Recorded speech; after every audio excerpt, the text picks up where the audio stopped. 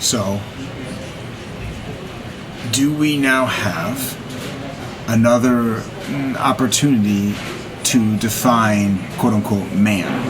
Because the issue to me when I read that documentation before, in terms of if I read it from the lens of I'll say it like this: if I read it from the lens of a lawyer, then questions are begged. One of those questions is, well, define man, right? And so if it says that, all men, will define man, because a lot of those who were writing policy described certain human beings as savages and beasts and other things, but they would not call them men. So it would make sense that anyone who was defined as man would be equal, and everything else would be, per the Christian ethos, under dominion. And that's how it played out, it looks like, with slavery and the subsequent behaviors in our social structures at the national level. I'm curious, in terms of now, you say we've frowned upon that 3/5 item, but here we have folks coming over borders. But we also have a president who is married to someone who is not. So I'm curious if we now have an opportunity to define man. If we have an opportunity to define, well, which immigrants are okay and which are not, just as we did with slaves. Or if this is like a false equivalent and like I'm conflating, and I'm happy to be called out for conflation. It seems to be a very similar topic in terms of trying to understand our population and then create a sense or a system of control. Yeah. No, I think you're right. I suppose opportunity is the right word. Unfortunately, I think we will use this opportunity to sort of rethink what man means in this context. But I don't think it will be in a very inclusive fashion.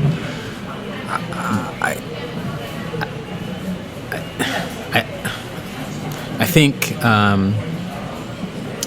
immigrant populations, and not all of them, but most of them, are unfortunately seen by far too many in this country and in leadership of this country as less than, as, and you know what? It's actually worse than less than.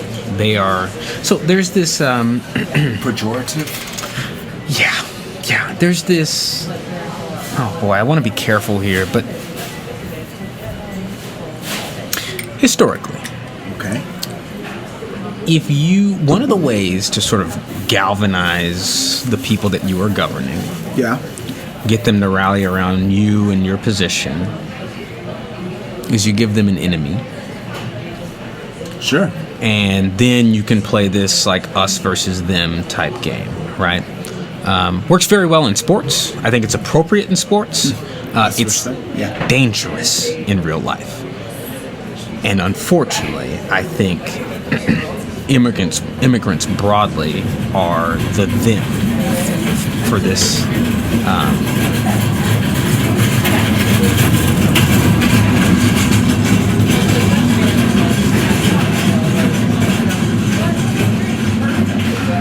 I think immigrants broadly are the them right now. Which is a key word right now, key term, phrase. Because not always, because again, Statue of Liberty. Yeah, right. It is a weird tension, though. And it's one that I have not reconciled, because you say, like, frankly, very horrible things about immigrants from behind a podium while holding the hand of an immigrant.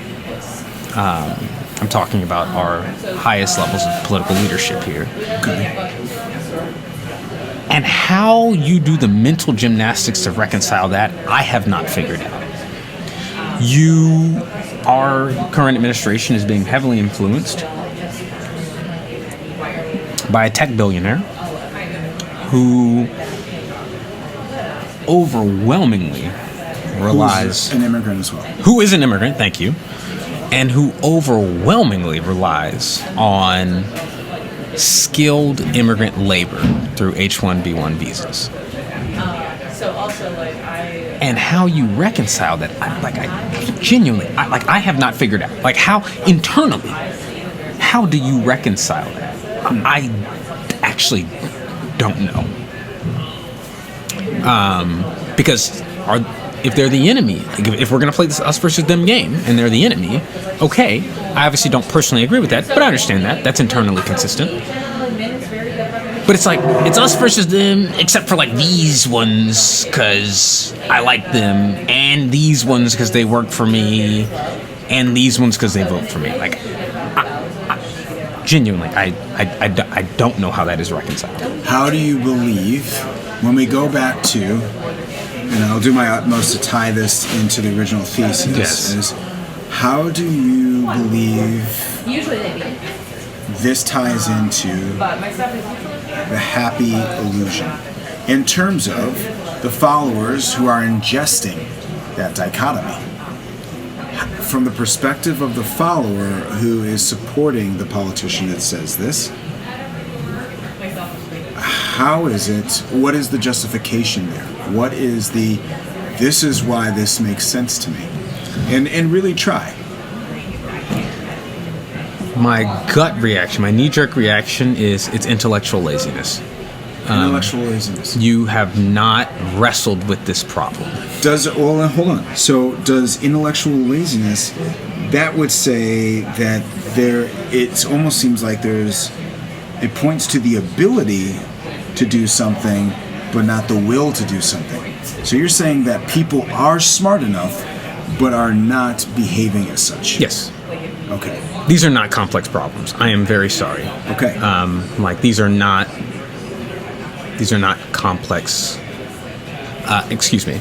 The problem set is complex. The tensions within the logic that we're talking about, not complicated to see them.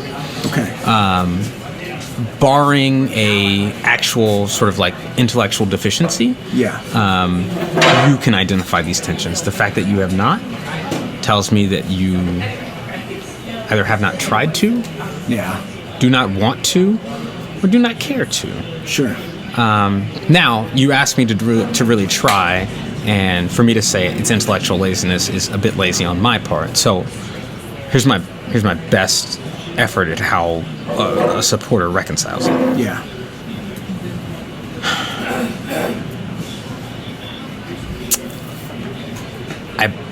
I think it would require a great amount of faith in the discernment of the leader that you're supporting. Mm-hmm. And you are giving him and them the benefit of the doubt in saying, like, well, I hear what he says about the danger of immigrants. Yeah. And I see that there still are some immigrants that are, like, useful to him, useful to us. And so the part that he's not saying is that this isn't as black and white as he's saying behind a podium. He just paints it as black and white because it's easy for people to understand, but there is a gray area, and he has sort of teased out what that gray is. Interesting. It also could just be like, it's not quite blissful ignorance, but it is the privilege to not care. The privilege to not care. It just doesn't affect you. Huh. Okay. I'm sorry. Hi. Is you doing a podcast? Yes. Might as well get it so I can chime in. I hear you guys. I don't want to chime in. Oh, did you have something you wanted to I contribute? had plenty of stuff. He was like, man, move over. You guys are a younger generation than I am, and I have an older generation over top of me, and it's always about trickle down effect. Trickle down. That's very interesting. Did you want to sit there and explain No, something? because I'll be sitting here all day. Oh.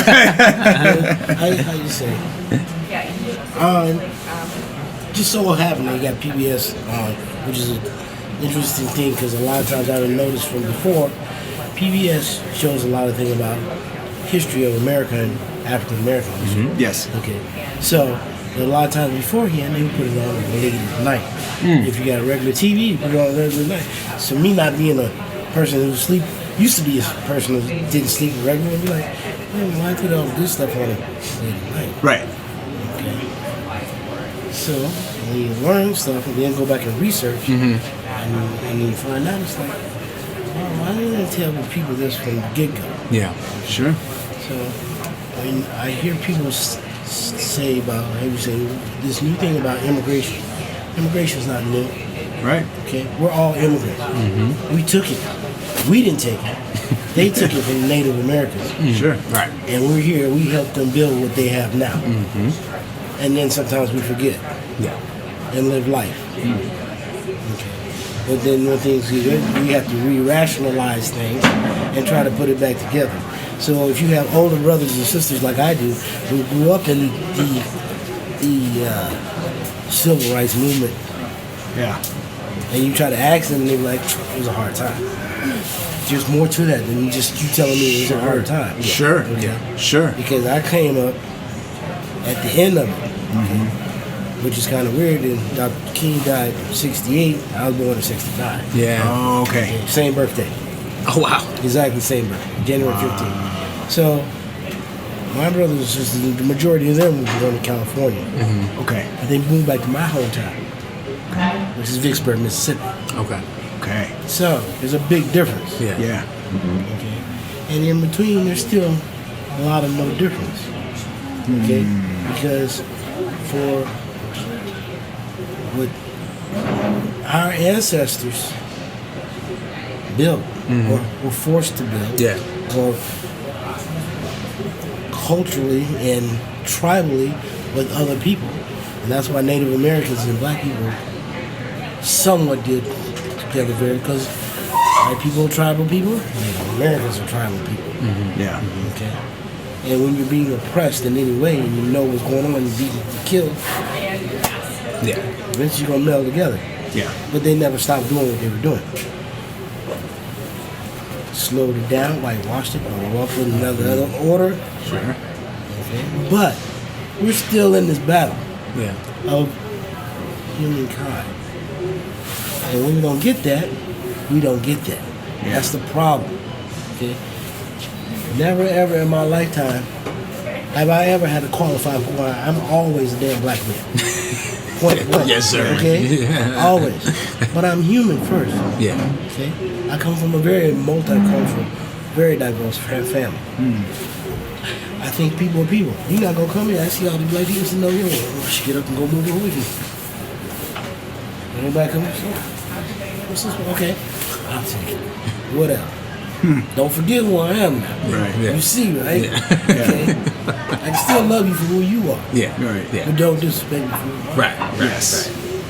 And that's what the thing is about this thing. The good times when we re-elect people, or supposedly re-elect people, who's already done wrong Yeah. in their eyes, because all of them are doing wrong. Yeah. Okay. And then they say, "Oh, what's gonna happen?" Okay. That's like saying, "Well, I don't like beet juice. What is good for you?" It certainly is. It's most certainly good. I drink it anyway. I don't rock with Beet juice is good for you, But but I hate it. If you say I hate it, right? But if you give it to me and I knock it over, and you be like, "I told you I didn't like it." Okay. Now, we as most assuredly know this is very, very, very good for you. Yes. You can't force everything on everybody.